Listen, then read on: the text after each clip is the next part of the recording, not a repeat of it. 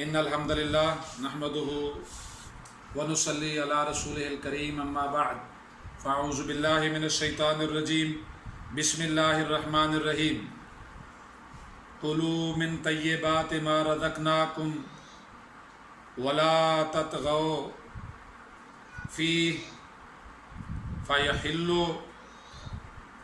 علیکم غضبی ومن یحلل علیہ غضبی فقد ہوا وإنی لغفار لمن تاب وآمن وعمل صالحا ثم اهتدى اللهم صل على محمد وعلى آل محمد كما صليت على إبراهيم وعلى آل إبراهيم إنك حميد مجيد اللهم بارك على محمد وعلى آل محمد كما باركت على إبراهيم وعلى آل إبراهيم إنك حميد مجيد رب اشرح لي صدري ويسر لي امري واحلل عقدة من لساني يفقهوا قولي رب زدني علما رب زدني علما رب زدني علما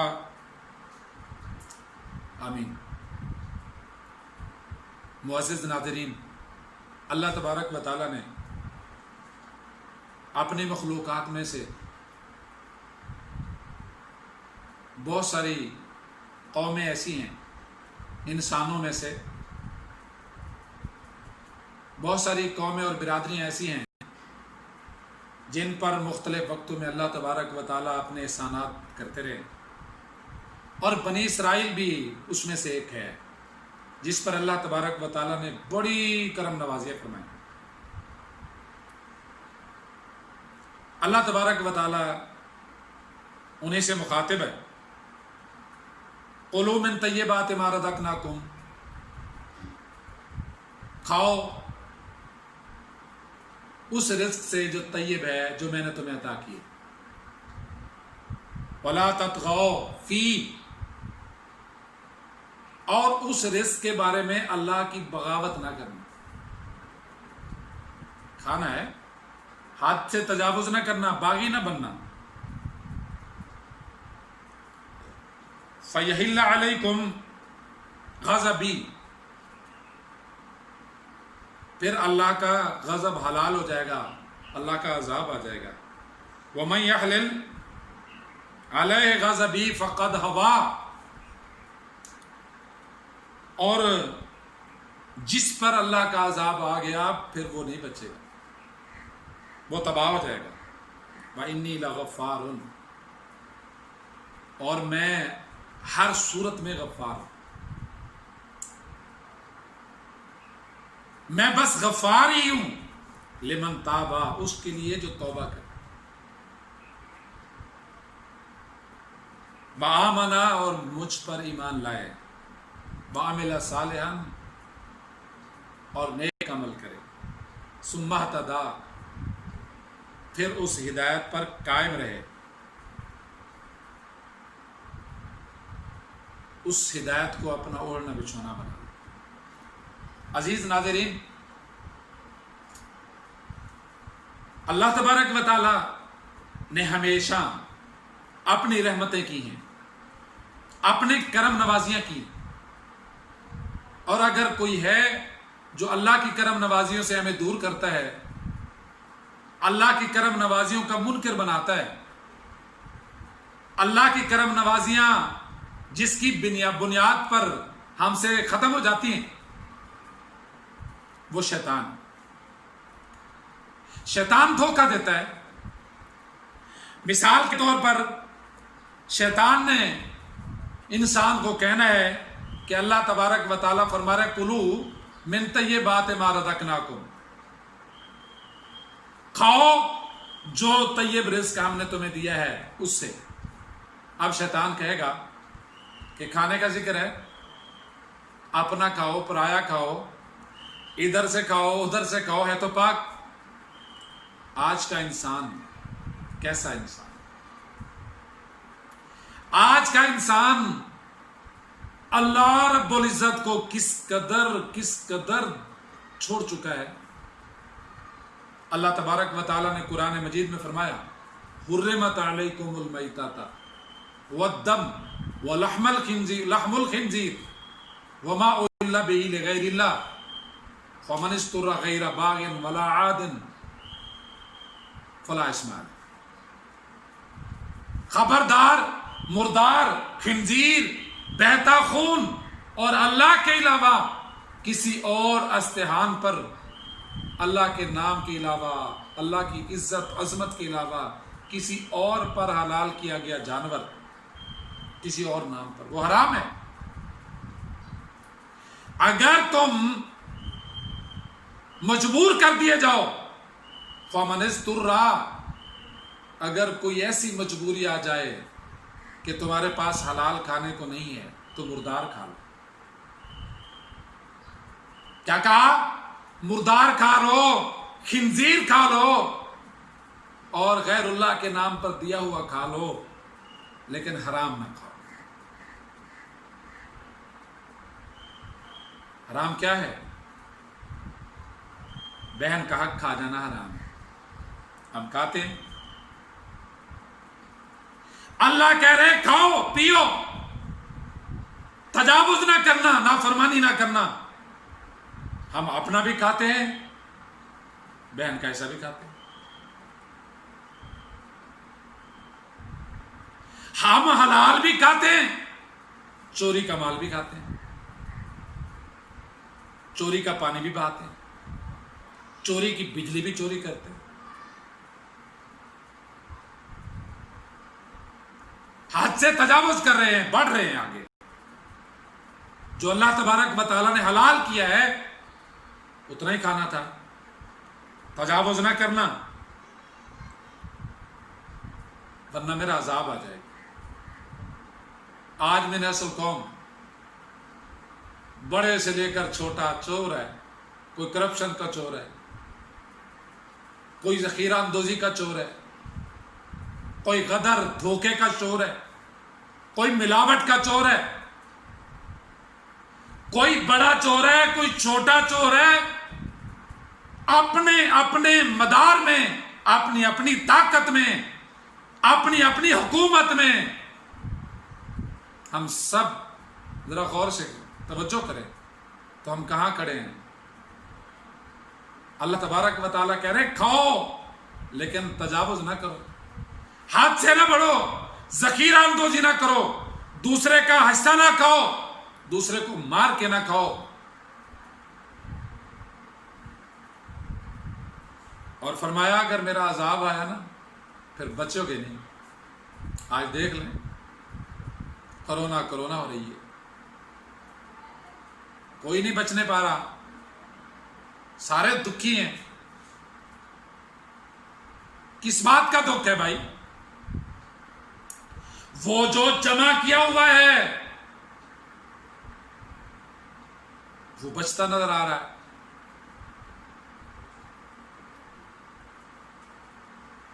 دیکھیں اللہ کے عذاب کبھی تو فردن آتے ہیں اور کبھی من حیث القوم آتے ہیں۔ ہم سارے طیب کھائیں، پاک کھائیں، حرام نہ کھائیں۔ حرام راستے، حرام گھر، حرام کاریاں، حرام مجلسیں، یہ کس کس کے نصیب آج کل؟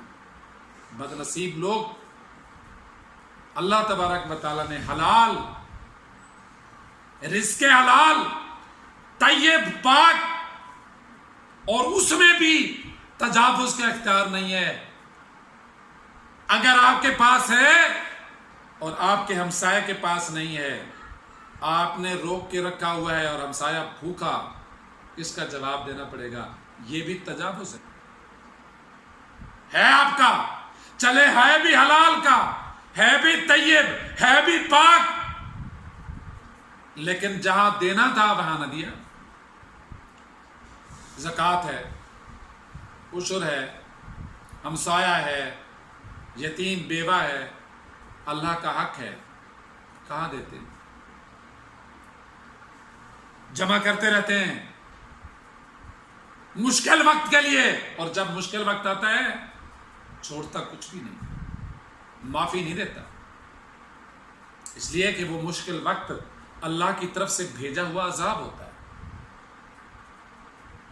آہو بکا چیخو پکار، سب جمع پونجی گھر میں بیٹھ کر خرچ کر رہے ہیں، اس لیے کہ جتنا کمایا تھا، جتنا اکٹھا کیا تھا، اب رب ناراض ہے تو کہتا ہے خرچ کرو، اب گھر سے خرچ کر رہے ہیں۔ سو میرے بھائیوں، رزق حلال میں بھی تجاوز کا اختیار نہیں ہے، چاہے جائے کہ ہم حرام کھائیں اور تجاوز کریں۔ اور فرمایا شیطان تمہیں دھوکہ دیتا ہے نا، جس کو پوچھو اللہ غفور الرحیم ہے، اللہ غفور الرحیم ہے، میں جیسا کھاؤں اللہ معاف کر دے گا۔ ایک حدیث سنیں غور، اس دنیا کے تاجدار، اس دنیا کے سب سے عظیم المرتبت، اللہ کے برگزیدہ، اللہ کے سب سے زیادہ قریب، اللہ کے بعد سب سے اونچا رتبہ پانے والی ہستی نبی مکرم، نبی آخر الزمان علیہ الصلوۃ والسلام جا رہے ہیں، مٹی میں پڑا کھجور کا ایک دانہ مل جاتا ہے، آپ کو شدید بھوک ہے، آپ اسے اٹھاتے ہیں، صاف کرتے ہیں اور منہ کے قریب لاتے ہیں، اور پھر اسے واپس لوٹاتے ہیں اور کہتے ہیں کہ کاش مجھے پتہ چل جائے کہ یہ کھجور صدقہ کی نہیں ہے تو مجھے بھوک لگی ہے، میں کھا لیتا۔ مجھے اور آپ کو پتہ ہے کہ میں حرام کر رہا ہوں، حرام کما رہا ہوں، حرام کھا رہا ہوں، حرام کھلا رہا ہوں، اور پھر بھی ہم کہتے ہیں اللہ غفور الرحیم ہے۔ اور جس ذات کا میں اور آپ ورد کرتے ہیں، کلمہ پڑھتے ہیں، جس ذات پر درود بھیجتے ہیں، اور جس سے امید ہے کہ کل قیامت کے دن ہماری سفارش کریں گے، شفاعت کریں گے، حوض کوثر پلائیں گے، پانی پلائیں گے حوض کوثر کا، وہ ذات اور وہ ہستی کتنی احتیاط کر رہی ہے اور ہم کتنی کرتے ہیں، اور اس کے بعد ہم یہ کہتے ہیں کہ رب غفور الرحیم ہے۔ یہ شیطان کا سب سے بڑا دھوکہ۔ قرآن کیا کہتا ہے؟ پاک طیب کھاؤ، اپنے بچوں کو حرام مت کھلاؤ، اور اس کے بعد بھی ہم کہتے ہیں رب غفور الرحیم ہے۔ رب کیا کہتے ہیں؟ میں غفور الرحیم ہوں لمن تابا، جو پچھلے غلطیاں کی ہیں اس کی توبہ کرو۔ آج سن لیا نا کہ پاکیزہ رزق کی اجازت ہے کھانے کی، اور اس پاکیزہ رزق، طیب اور پاک رزق جو تمہارے لیے نازل ہوا، اس میں بھی تجاوز کی اجازت نہیں ہے، اس میں بھی نافرمانی اور بغاوت کی اجازت نہیں ہے۔ چاہے جائے کہ دوسروں کا رزق حلال میں حرام ملاوٹ کریں، اس کی اجازت ہو تو فرمایا توبہ کرو، وآمنا، اور پختہ ایمان لے آؤ کہ رزق حلال کھائیں گے، اللہ کی توحید، اللہ کی عظمت، نبی آخر الزمان علیہ الصلوۃ والسلام کی اطاعت اپنے اوپر فرض کر لیں گے۔ آمنا، ایمان لے آؤ، توبہ کرو، ایمان لے آؤ، وعمل صالحا، اور پھر نیک عمل کرو۔